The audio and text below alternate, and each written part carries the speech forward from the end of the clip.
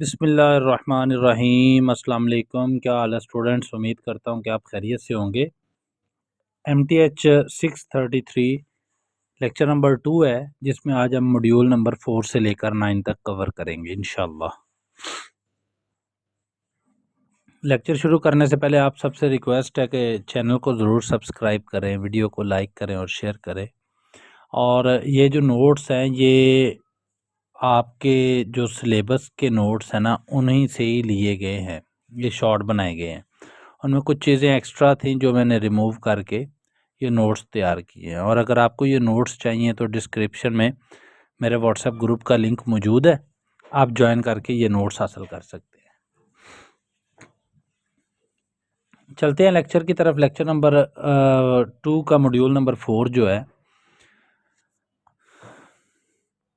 For the set natural number, integer, rational number, real number and complex number, we can define addition as a binary operation such as a steric b is equal to a plus b। अच्छा, ये जो steric है ना, steric, ये उन्होंने एक binary operation का नाम दिया गया, डिनोट करने के लिए बताया गया। ये मल्टीप्लिकेशन नहीं इसको कंसिडर करना, ये डिनोट किया गया है स्टेरिक को। जब मतलब ए स्टेरिक बी, इट्स मीन के कोई बाइनरी ऑपरेशन है, ठीक है ना। तो ए स्टेरिक बी से मुराद वो एडिशन का बाइनरी ऑपरेशन कह रहा है, तो वो कह रहा है कि for all A and B we can also define multiplication as a binary operation such that A asterisk B is equal to A B. अच्छा, we can also define subtraction in binary operation. हम binary operation में addition भी कर सकते हैं, subtraction भी, multiplication भी कर सकते हैं और सब्ट्रैक्शन भी कर सकते हैं। लेकिन सब्ट्रैक्शन जो है ना, वो नेचुरल नंबर के ऊपर लागू नहीं होगी, ठीक है ना। बाइनरी ऑपरेशन में एडिशन भी है, मल्टीप्लिकेशन भी है और सब्ट्रैक्शन भी है, लेकिन सब्ट्रैक्शन जो है वो नेचुरल नंबर के ऊपर अलाउ नहीं होती है, नेचुरल नंबर के ऊपर उसका रिजल्ट नहीं देती। जैसे कि ये एक एग्जांपल दी हुई है, वो कह रहा है 2 4 बिलोंग्स करते हैं नेचुरल नंबर से, और अगर आप 2 - 4 करते हो तो आंसर क्या आता है? -2 आता है। तो ये तो एक नेचुरल नंबर नहीं है ना। तो इसलिए उसने कह दिया है, बता दिया है कि जी जो सब्ट्रैक्शन, एडिशन, मल्टीप्लिकेशन है वो बाइनरी है, बाइनरी ऑपरेशन ज़रूर है, लेकिन सब्ट्रैक्शन जो है वो नेचुरल नंबर के ऊपर नहीं इम्प्लीमेंट कर सकते हैं। ठीक हो गया। There is another binary operation which can be define on a sets this which stated that a steric b is equal to min a b for all s is equal to a 1 2 3 we define a b is equal to b। For example 1 multiply 2 कर दो तो आपके पास answer क्या आएगा? 2 आएगा। 1 multiply by 3 करो तो आपके पास आंसर क्या आएगा? 3। 1 1 मल्टीप्लाई करोगे तो 1 आएगा। ठीक हो गया।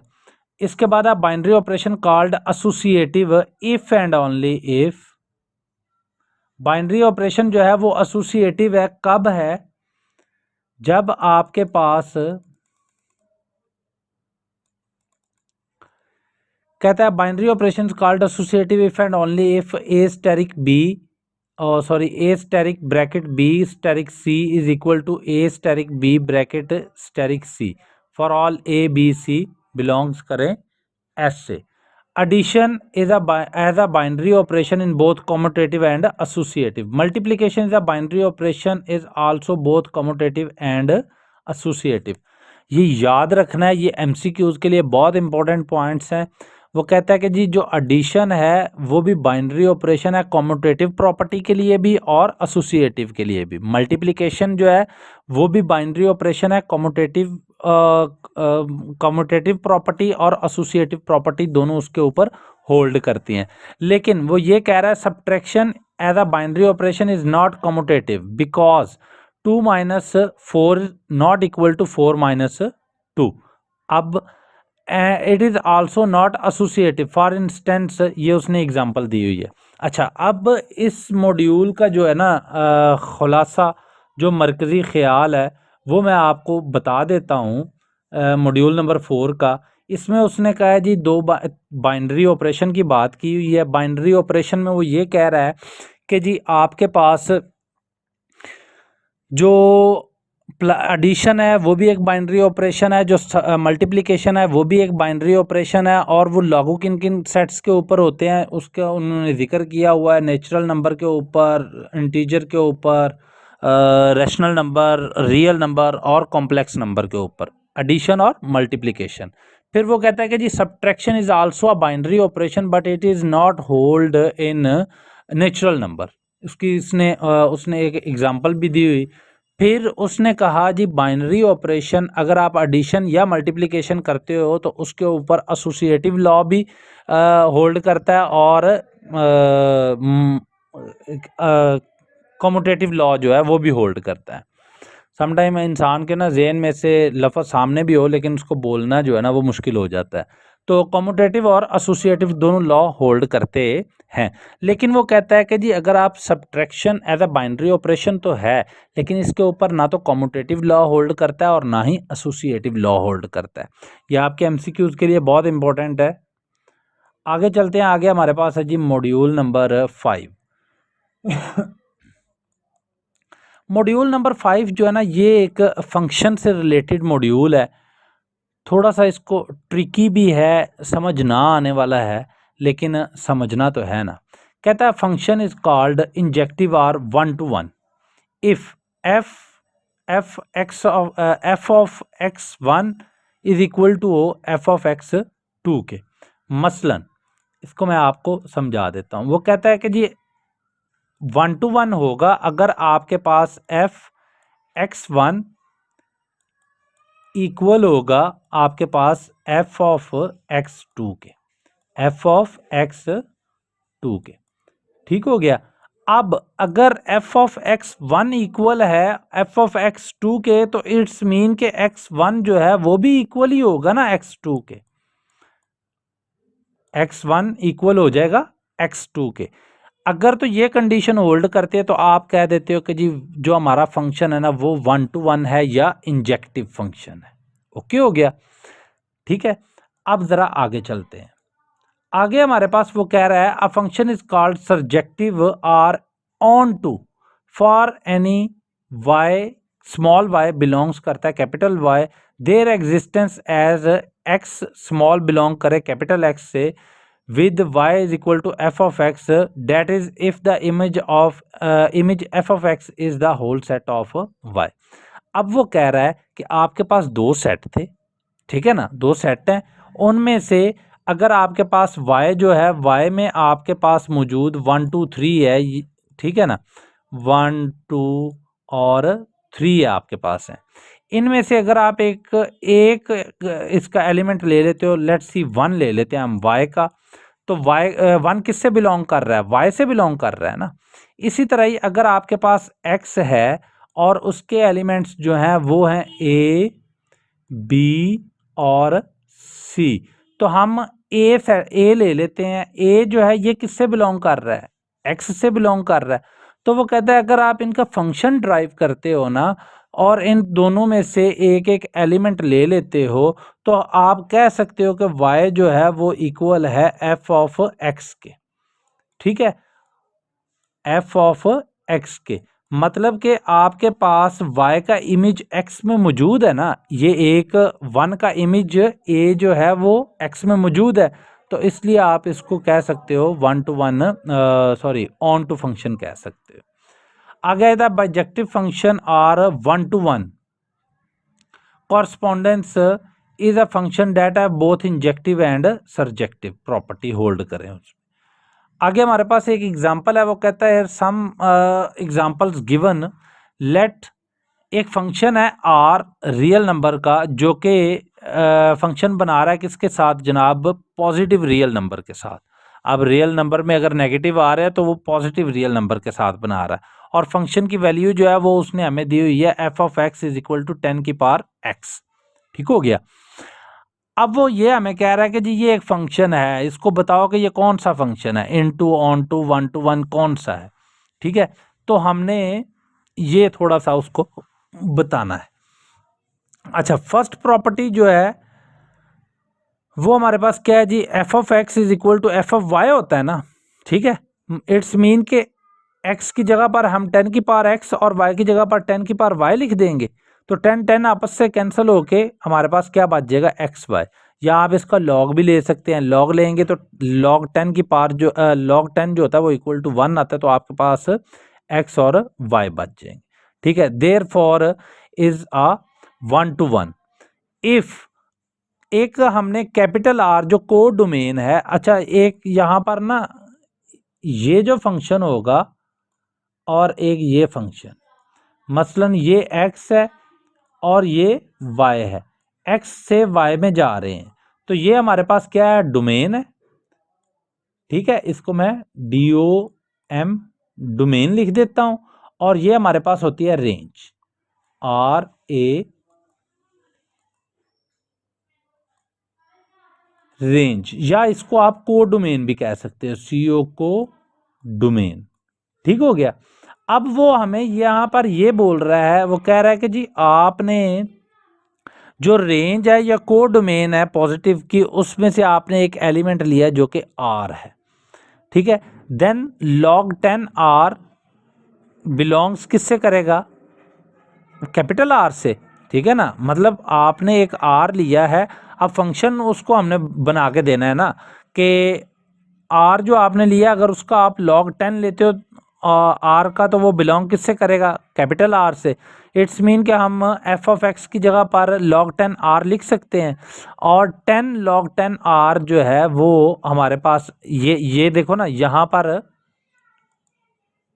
ये ज़रा गौर करें, यहाँ पर ये लिखा हुआ है 10 log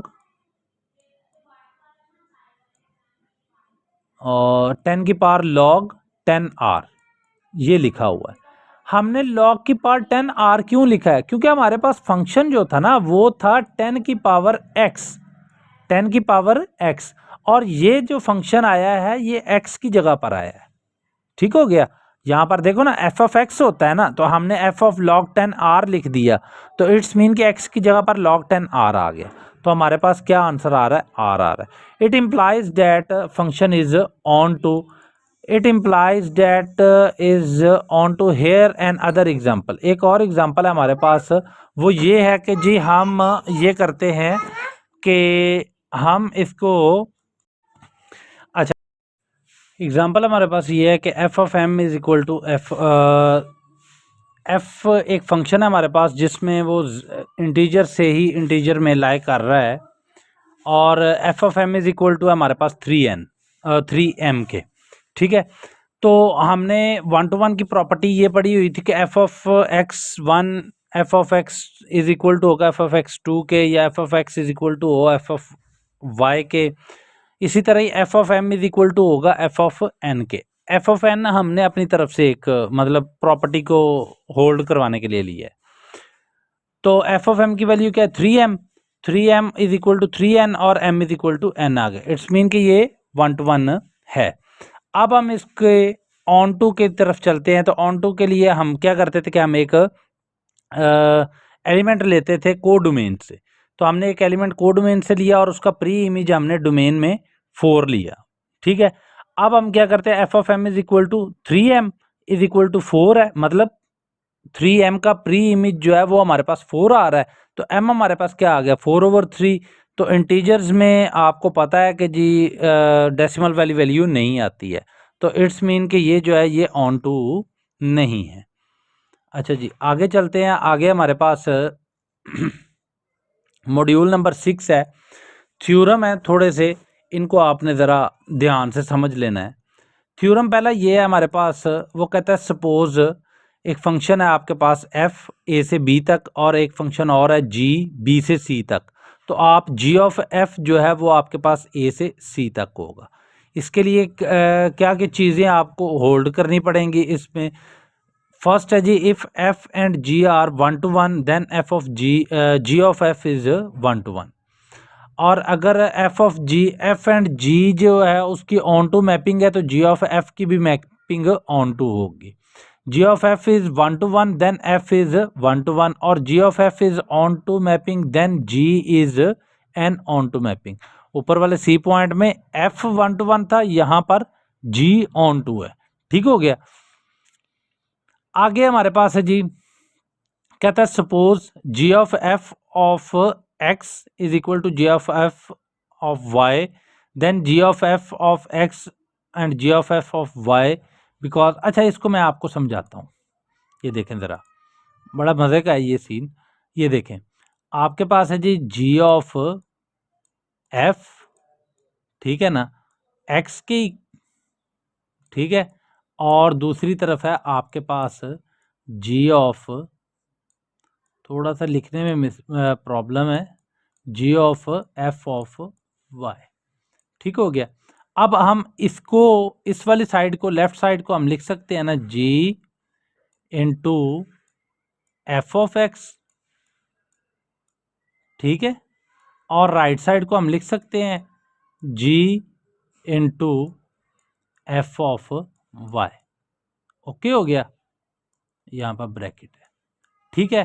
तो g और g आपस में कैंसिल आउट हो गए, पीछे क्या बच गया, F of x is equal to F of Y के, ठीक है, ये एफ ऑफ वाई के। तो x किसके इक्वल आ गया, x इज इक्वल टू आ गया y के, मतलब क्या हमारे पास 1 to 1 वाली प्रॉपर्टी होल्ड कर गई, ठीक हो गया। अब इसी तरह ही अगर हम इसमें दूसरा जो है हमारे पास ऑन टू के बारे में थोड़ा सा देखें, तो ऑन टू में वो ये कह रहा है, सपोज सी आपने एक एलिमेंट ले लेना है कैपिटल सी में से, because g is onto there exist b, small b belongs करेगा कैपिटल बी के, for which g b is equal to c के। आपने दो फंक्शन लिए हुए हैं ना, एक सी ले लो और एक बी ले लो। सी का जो एलिमेंट है वो बी में मैप कर रहा है, सी इज अ को डोमेन, और बी जो है वो आपके पास डोमेन है, तो g of b is equal to c आएगा, ठीक है ना। यहाँ पर ये g of b is equal to c आ गया, because f is onto there exist a belongs to small a, for which f of a is equal to b, ठीक हो गया।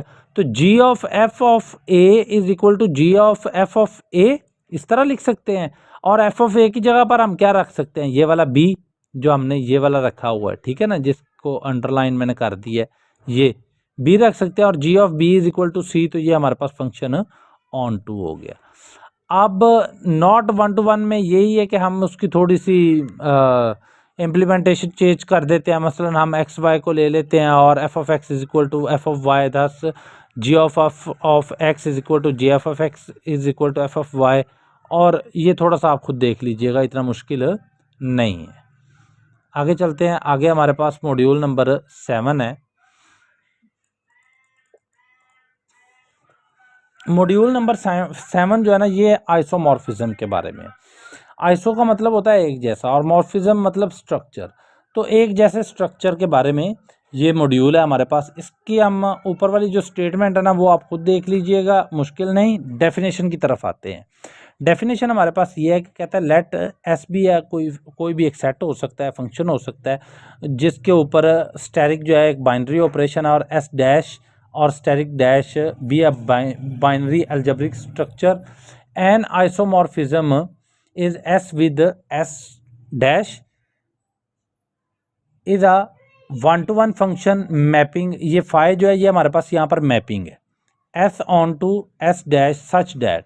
अच्छा, ये एक हमारे पास फॉर्मूला हमें उसने दे दिया है, वो कहता है मैपिंग एक्स बाइनरी ऑपरेशन, कोई भी स्टैटिक जो है बाइनरी ऑपरेशन है, X mapping X static Y is equal to होगा मैपिंग ऑफ एक्स और static dash mapping of Y for all X Y belongs to S.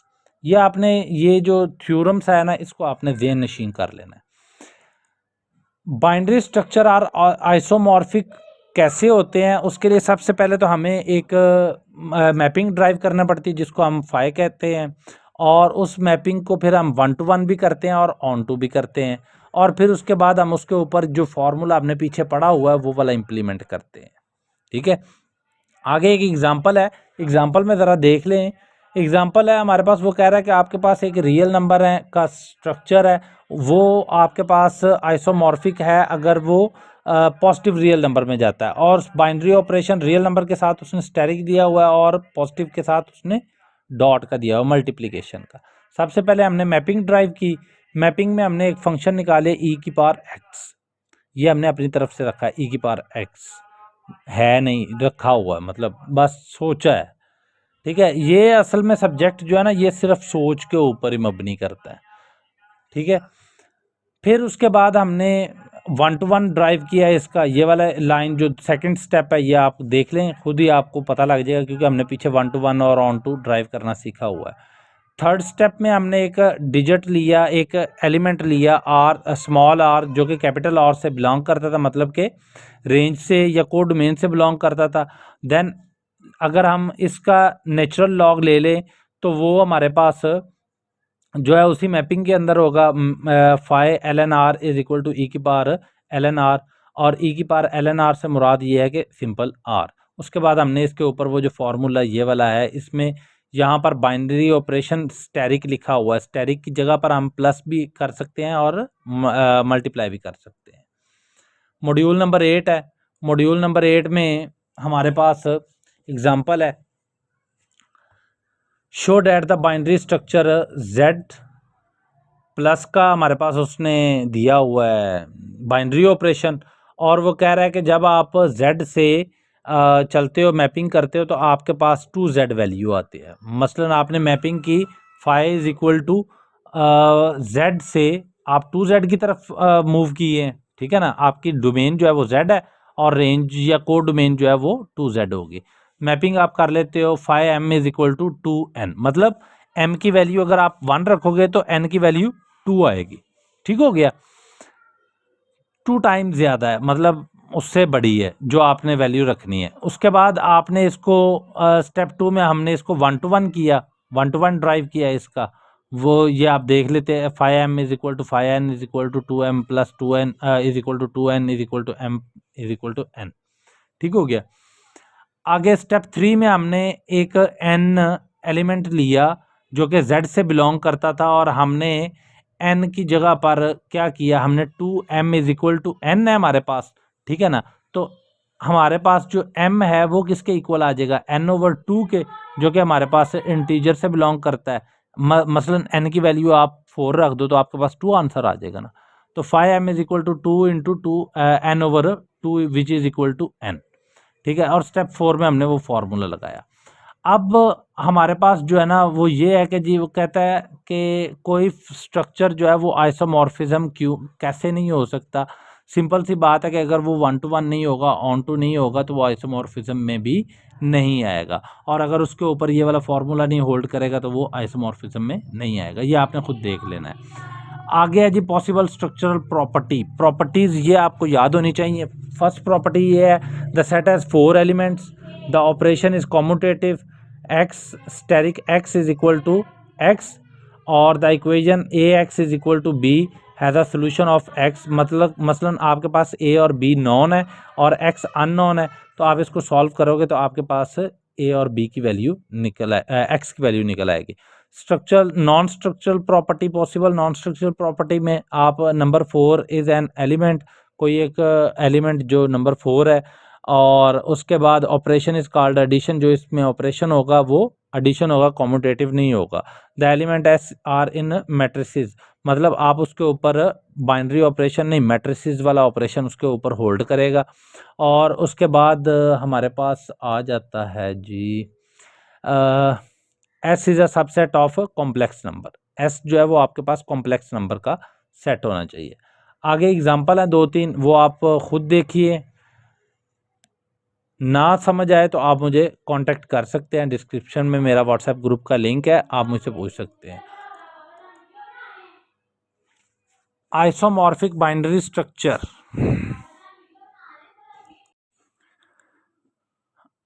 Example है हमारे पास, we have to check if phi एक mapping है, मैं फिर बता रहा हूँ, मैपिंग फंक्शन जो है वो इंटीजर टू इंटीजर है, और वो कह रहा है कि फाई एन जो आप अगर मैपिंग करते हो तो आपके पास वो इक्वल आता है 3n के। ठीक है, फॉर n बिलोंग करता है z से, इज अ आइसोमॉर्फिज्म।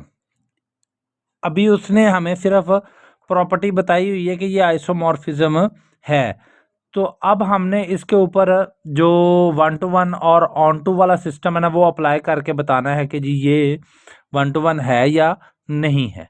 ठीक है ना, या ऑन टू है या नहीं है। तो 5n is equal to 3n आ गया और 5m is equal to 5n हो गया। और 5m की कितनी वैल्यू होगी 3m और 5n की 3n, m is equal to n। अब हम एक नंबर चूज कर लेते हैं इंटीजर से, जो कि हमने 5 ले लिया और 5m is equal to 3m है और 3m की जगह पर हमने नंबर चूज करना है ना, क्योंकि हमने ऊपर ये देखे ना, यहाँ पर हमने एक नंबर चूज किया हुआ है m, तो इट्स मीन कि हम 3m जो है उसकी वैल्यू कितनी हो जाएगी 5 हो जाएगी। तो m is equal to 5/3, that is not a integer. We have to check if phi z implies z या z फंक्शन z का phi n is equal to 3n for n belongs to z is a homomorphism. Homo और isomorphism एक ही चीज़ है। उसके बाद दूसरी example है, दूसरी एग्जांपल में वो phi n is equal to n+1 दे रहा है हमें। ठीक हो गया। तो प्रॉपर्टी क्या है हमारे पास, phi m is equal to phi n और फाइ m कितना है 1+m+1 और n कितना है n+1, तो m is equal to n आ गया। ये तो हमने एक प्रॉपर्टी उसकी चेक कर ली। ठीक है, अब वो कहता है कि जी आप इसको ऑन टू भी चेक करें। ऑन टू चेक करने के लिए हम इसकी कोडोमेन से एक एलिमेंट ले लेते हैं n-1। ठीक हो गया ना, अगर n+1 है तो n-1 भी तो हो सकता है ना। ठीक है ना, तो n-1 हमने ले लिया और फाइ m की जगह पर हमने n-1 रखा। अब इसको ज़रा थोड़ा सा ना मैं आपको एक्सप्लेन कर दूं। ये देखो हमारे पास गिवन क्या था, फाइ n ये गिवन था और कंसीडर क्या किया हमने, लेट क्या किया हमने, ये लेट लिखा है मैंने, पता नहीं क्या लिखा गया, लेट हमने क्या किया है फाइ m। ठीक है ना, अब जो हमारे पास वैल्यू आएगी वो किसकी आएगी, फाइ m की आएगी ना। जो भी वैल्यू हम निकालते हैं या जो भी कंसीडर करते हैं वो हमारे पास फाइ m की वैल्यू आएगी।